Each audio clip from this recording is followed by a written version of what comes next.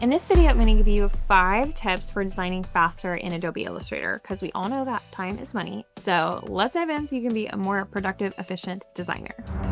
Most of this is just about customizing and knowing what tools you need, making them easier to access. So one of the first things that I always recommend is just customizing your workspace here in Illustrator. I have all of these different windows over here on the side, and these are the tools that I use most often. So I'm going to put them over here where they're easily accessed. Most of these tools you can find when you go to Window, and you can find things like your Pathfinder tool, your stroke tool, your type, a lot of type tools here. But when you open them, a lot of times they're going to open just like this. And then when you close them, they're nowhere to be found again. So if you want to grab them, then what you can do is open them and move them over here on your workspace. And anything that's within the same 2 lines is going to be in the same panel. So we have character, paragraph, and open type. These are 3 things that go together really well. So I just put them in the same panel. Up here we have like swashes, brushes, and symbols because those go together really well. And you can find those in the same panel. Once you have all of these laid out, I highly recommend just quickly saving it as a workspace because if you ever do an update or something, it might go away. So you can do workspace, and there's a bunch that are already recommended here, but then you can always save a new workspace and title it whatever you want. So you can switch between different workspaces for different types of projects. You can always reset back to my original workspace if I actually do something crazy, or I can always find this if I do an update to the platform. Most of the time, I don't even know what these little panels are called. I just know it's the one with the A, or it's the one with the brushes, which of course is brushes, but sometimes I forget what they're called, and I just know where they are over here on my panel. A second thing is to work with templates. Here's an example of a template that I use for blank invitation suites. So whenever I'm starting a new project, you can kind of see where we started here and ended up with something like this. Of course, I've moved things around, added a lot of stuff, but this has a lot of things that help save me time. So it's got our die cut shape for our envelope liner.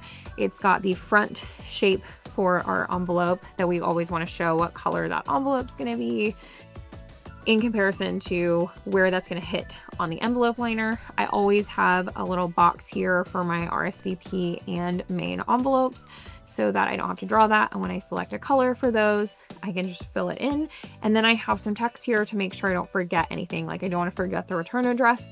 So I have some text here just as a placeholder. So this template started out just as a file. It's called Blank Invitation Suite. And then I save it as, you know, John and Jen's invitation suite whenever I start with a new client before I make all these changes. But now that Adobe Templates has increased in functionality a little bit, I've made it an actual invitation template. Adobe Illustrator template here. So whenever you open it, it's got all the same stuff that I was just mentioning, but instead of opening it as blank invitation suite and then I have to resave it before I make any changes or else risking ruining the template file, this is just going to open as an untitled file. So I'm never going to accidentally save over it. So always use those Adobe templates. They do have some built in when you're creating a new document, but I don't really love, you know, if I were to select the print one, you can select certain sizes, but I don't really love any of these. And I like to create my own because I find they're just more customizable for what I need. Another thing that you need to get really, really familiar with is your keystrokes. This is going to make designing in Illustrator and all Adobe programs so much faster. There are a lot of standard ones. As an example, if I click Control or Command 0, it's going to zoom in on the artboard that I have selected. There's some for like rotating is R Enter. Control D is to repeat the last transformation. So I rotated it 45. It rotated it another 45 when I pressed Control D. We can just keep going around in a whole circle. S Enter kind of does the same thing, but with scaling. So if I want to do 50% scale. And then of course you have your standard ones like copy, paste, undo, redo, etc. There are also keystrokes for exporting, saving your file as different file types and things like that. Some of these are going to be different across Adobe platforms, but some of them are the same. So I do highly recommend learning them. And then you can also customize them. You can click edit keyboard shortcuts. You'll see all of them and then you can actually edit them. So I have a video where I show you 10 different ones that I customize. If you're a stationery designer, these will be perfect for you. Stuff like aligning, centering, all that kind of stuff.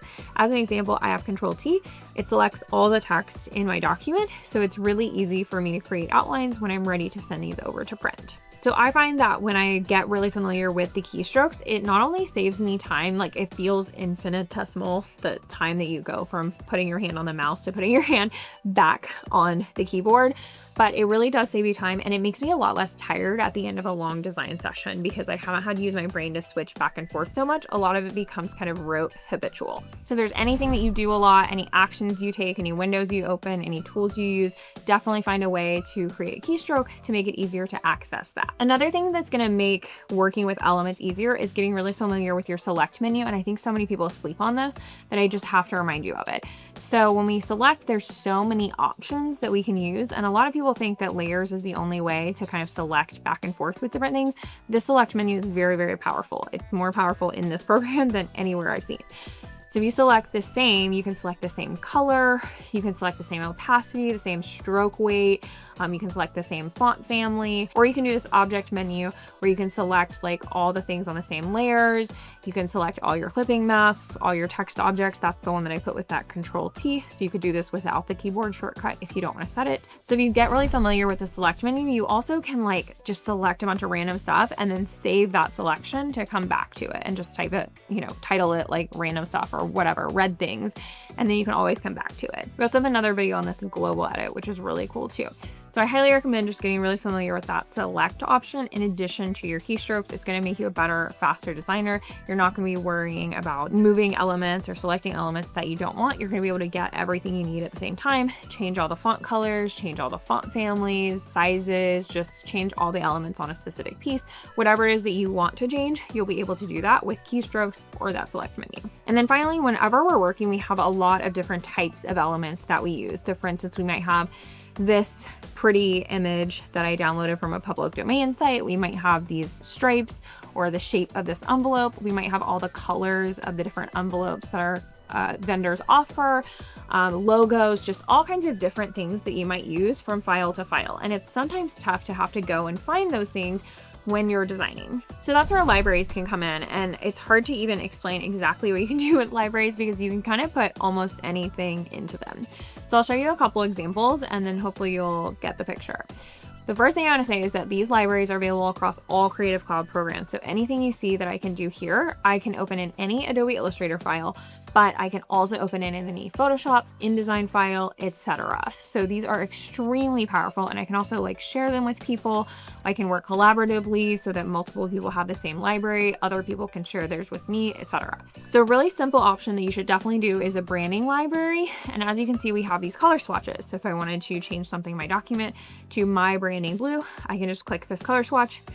There it is. We're all good. I didn't have to like remember my color code or go find it somewhere.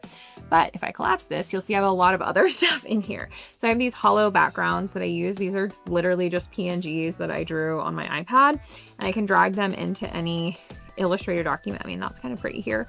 I can drag them into any Illustrator document, but also any other Adobe document. I also have things like icons. These are vector elements. So when I bring them into my document, I can, you know, they're already digitized, they're already fully vectorized. I can change the colors of them really easily. I can do whatever I need to do with them. And then I also am going to have my logos. So those are typically SVGs, but if you needed to add like the PNG versions and things like that, you can do that as well. So anything that you need. So what we have some color swatches. You can also do gradient swatches. We have some SVG files, and then we also have some PNG images as well. So in this other library called the Stationery CC library, I've compiled die lines and colors from all the vendors that we use as stationery designers. I'm going to link this one below because you can purchase it. It took so long to create, but I promise it saves you so much time now that I've done all the hard stuff. So die cut shapes, this includes like this envelope liner shape, and I know I'm going to get my envelope liners printed at Printswell, so I'm going to go in and use the Printswell templates. And then they have their envelope liner templates as well as all of their other products like their belly bands. And then they also have die cut shapes like arches, circles, etc. So we have that as another category here. And you can grab those die lines and bring them directly into any Adobe file whatsoever. So we have our die cut shapes, but we also have our colors for wax seals, ribbons, paper colors, etc. So if I'm looking for an envelope that I can purchase from Cards and Pockets, for instance, for this suite, I can just see what Cards and Pockets offers, go through, oh, okay, I really like this coral envelope. So I'm just gonna click it, and now we have this color swatch directly in our document. You can also search through libraries. So I know that this color that I'm looking for is called chartreuse. I can just search that and then I'll be able to click on this swatch and bring it directly into my document. So libraries are extremely helpful, and I think once you start creating them, you won't want to stop. If you have clients that have monograms, logos, color palettes, etc., you can always ask them to send you their libraries if they're graphic designers, or you can create a library for each one, so you can always access all of their elements really easily. And I need to mention this again, but you can access them also in Photoshop, InDesign, etc. It's amazing. So I feel like all of this just really falls under customizing your experience, like figuring out which elements you need to be able to access and adding them here in a library, which tools you need to access and putting them on your workspace, or creating a custom keystroke. And then what other things that you might need that you can't do with that, you can always put in sort of a template or even a template file if you want to create something like this. So I highly recommend just customizing your Adobe experience no matter which platform you're in, but Illustrator makes it really easy. And then lastly, I just want to remind you that when they come up, you do an update and it says all your new features. Instead of clicking out of that, you're going to become a much better and more productive designer if you actually read through the updates, because I promise they are trying to make our lives easier. They're trying to give us tools that we've been asking for, or improvements to tools. So I know it's tempting to just click out of those and get to whatever you're doing, but I highly recommend reading those because it's going to make you a much better designer in the long run. If you want to learn more about how we use Illustrator, InDesign, and Photoshop seamlessly together as stationery designers, then I highly recommend our Creative Cloud bundle that I'm going to link in the description of this video. I can't wait to see how you design faster with these tools.